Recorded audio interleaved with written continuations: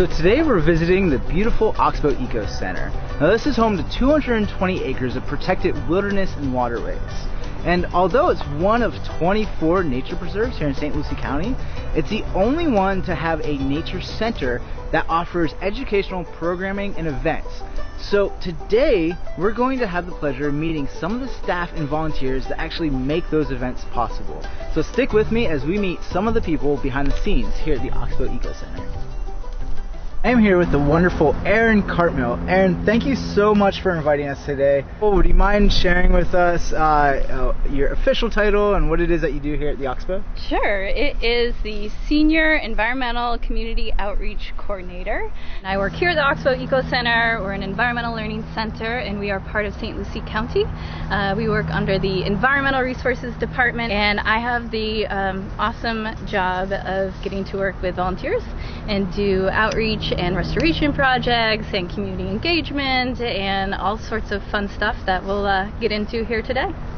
Yeah, so that's a lot to unwrap, right? That encompasses a lot of different projects, a lot of different activities here at the Oxbow Eco Center. So can you just share a few that are going on with us today? What are people up to here today? Well, right now we've got folks helping out with our pollinator garden that you can see all around. It does take quite a bit of general maintenance, and we're also getting innovative with kind of coming up with some new demonstration gardens that can show folks how to be sustainable at their own house. But this is just one super tiny element of what we do here at the Oxbow. I would say our program's quite unique really in terms of the diversity in the jobs and the opportunities we have for people. No matter what it is, there's always going to be a connection to environmental awareness, to environmental sustainability, to environmental education, and stewardship for sure. But what that connection is, it might be kind of all over the place. Last year we had about 460 volunteers, and they did everything from waterway cleanups by kayak to treating invasive exotic species out in our preserve. They helped tend the garden here that you can see. They go into schools. They help with school programs. They might teach a section of that. They might do a part of the immersive field trip programs that we do here at the Oxbow. They also help with summer camps. Summer camps are a wonderful way for teenagers to get involved and be a camp counselor. They help with our adult programming, Florida Master Naturalist, our lecture series.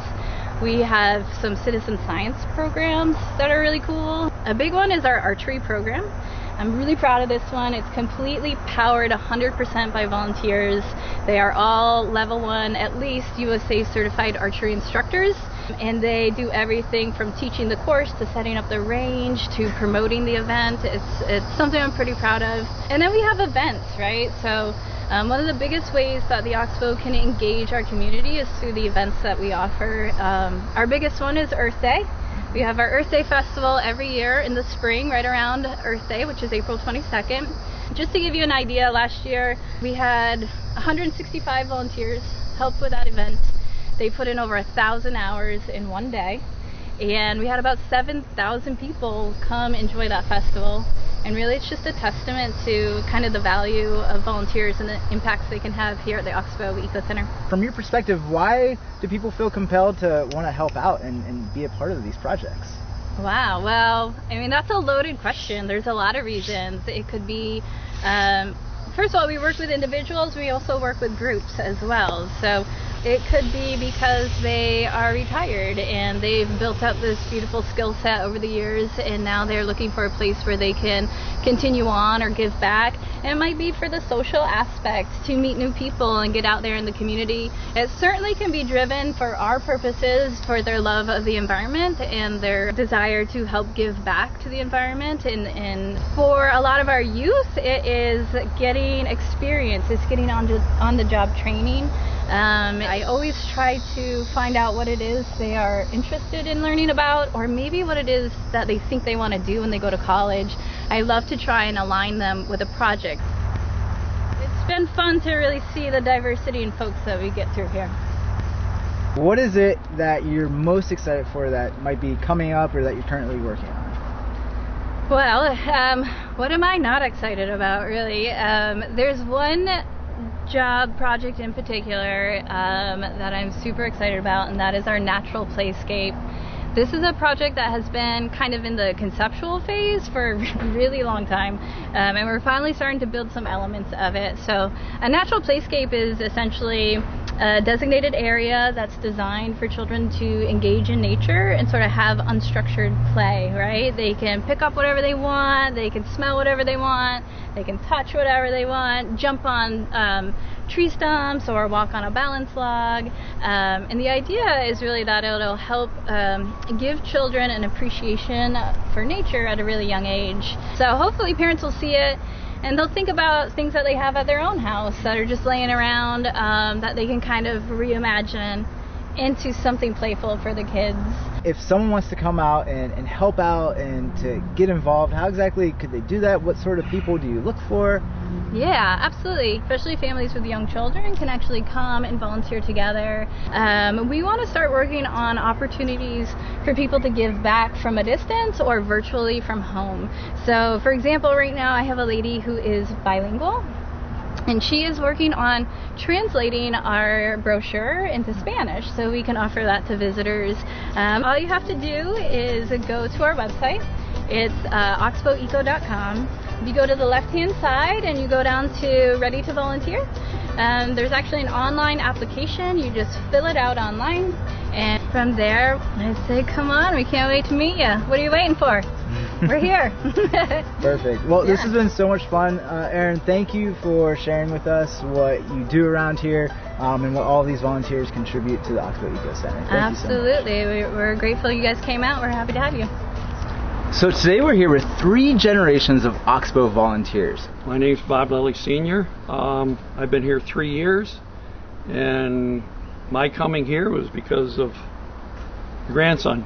He started here, and my son came aboard, and they said, well, I retired in 2016, and they said, well, you're retired, why don't you go out there and volunteer? So here I am. They sort of drug you into it. So you started everything, Harlem, right? Yes. Okay. So I've been volunteering here for about 4 years now, and I originally started because I needed volunteer hours for school. But then after, I got all my hours, it just became something I did on the weekends here, just come whenever I please. It's fun. I enjoy it. Yep, and I originally got into it because there was like an age requirement where he had to have a parent with him because he was so young, and then I just, after he met the age requirement, I just kept coming too, right? Brought Dad in, and right? So it's a family affair. That sounds really amazing, that 3 generations of people coming here for sort of this unified mission. Is there anything in particular that's been especially memorable, or a project that you've enjoyed the most? My biggest thrill is all of a sudden some little kid walking the trails or out, and oh, hey, Mr. Lilly. Mm-hmm. You remember me for the class that I helped put on and worked with them, and it was nice that they remembered me, and they even told me what class it was and what they did. Yeah, I think that really speaks volume to what the Oxbow and you guys as volunteers do here. It expands more than just preserving this beautiful land, but it also is something that reaches out into the community as well. So that's a great example. Exactly, yeah. Mm-hmm. In fact, last year, Harlem and I worked on a scale model of a giraffe made of repurposed paper towel and toilet paper rolls. And that was quite the project, right? Really good feeling of accomplishment when we were done. That's amazing. Yeah, that's probably the most memorable thing for me as well, working on all these different projects for Earth Day and the Procession of the Species. Like, work hands-on, build these different pieces of art out of reclaimed materials. It's really fun. Yeah. What has it meant to you guys as a family to be able to be working on these projects together? I mean, I think it's great as the guy in the middle, right? I have a great opportunity to work with my dad, right? Work with my son, and do something positive for the community, and it really becomes part of our lives. It's something that we talk about when we get together for dinner and different things, and it's been a really positive family experience. With Bob Jr. growing up, you never think of this day ahead, that someday I'll be able to do stuff with him. It gives us something to do outside the house. Before this, we never really had something that we could all work on together, but this brings us together. Is there something beneficial that you've gained from volunteering here at the Oxbow? just learning about the land and the environment and how important it is. And, you know, spending time with, you know, my family and meeting new people right in the process. Yeah, I agree. You know, I've met so many new people that I talk to when I'm here, and I've learned so much about the environment. You know, we definitely take care of the earth more. We, you know, pick up litter, care for the recycle. Really, that's the main takeaway from all this. So changing actions, Yeah, definitely. everyday actions back home as well. Yeah, makes us more aware of what's going on in the world. I'm joined here with longtime Oxbow volunteer Joe. Joe, would you mind introducing yourself and just sharing a little bit about how you got started, how long you've been at the Oxbow, things like that? Sure. My name is Joe Richards, and I got to the Oxbow in a roundabout way, actually. I've been here about 14 years, but it started out that I volunteered the day after I retired at another park here in the city, and I ran into, at that park, somebody named Ren Underwood, who is a worker here. She's employed here. And she was employed here at that point, and she said, "Oh, why don't you come volunteer with us?" And I said, "Sure." And so I came over here, and it's been history. I've been here for 14 years. So it sounds like you were recruited almost. I was almost recruited by Ren, correct. Yes. So I have her to blame. I started volunteering at the Savannah's Preserve, which is the other park, Savannah's Preserve State Park. And I volunteered there because I wanted to do some construction, some outside work, building things for them, you know, just general maintenance. And when Ren got a hold of me, she said, "No, we want you in education." So I came over here and I started working primarily in education, but I also get to do some building.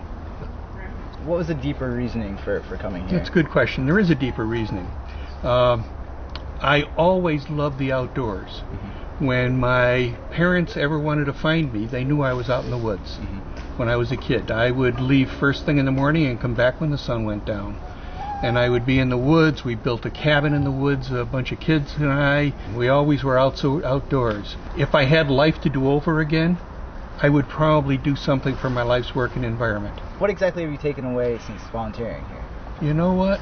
A really warm feeling, because every time you're talking to, for example, a group of little kids who, wherever they come from, who have not had a good opportunity to be out in the environment, and you teach them something and you see that light bulb go off in their head, and they just glow and gleam because they got something from you. You know, that's precious. It's giving back. Yeah, absolutely. You've developed some relationships while being here. So can you just speak to that, Sure. that a little bit and what that means to you? Absolutely. I think the environmental community is a very friendly community. It's a very giving and open community, and we make lifelong friendships. Some of the people that work here I've known for 8 or 9 years now, and they will be friends with me forever. I'm sure that we'll be friends forever.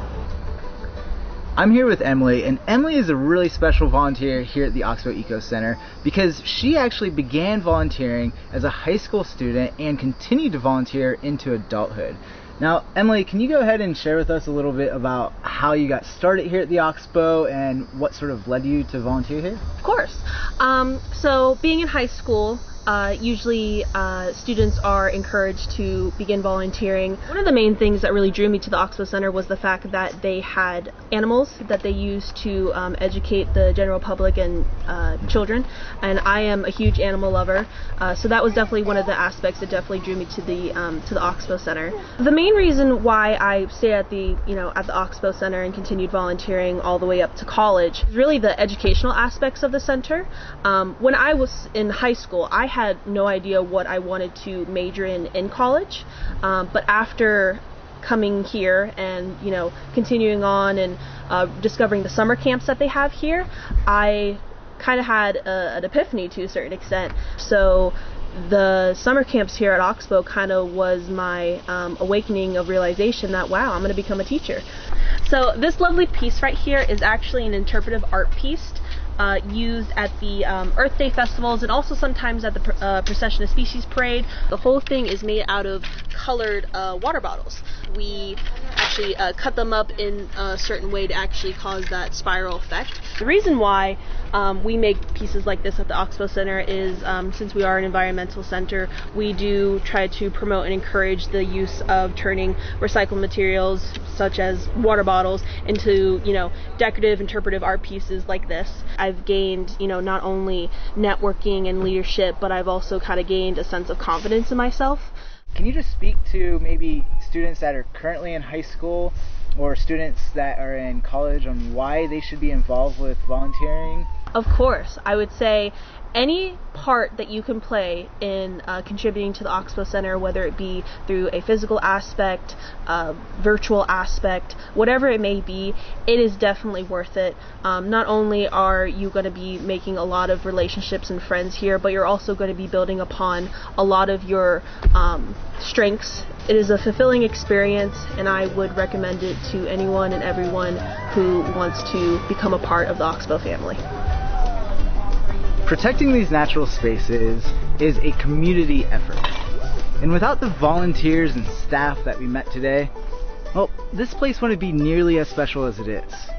Now, it's often through these volunteer opportunities that we find that we receive far more than we could ever possibly give. But if you're interested in volunteering and giving back here at the Oxbow Eco Center, simply visit oxboweco.com. Thank you so much, and I hope to see you here. You got to visit for yourself. You definitely will not regret it.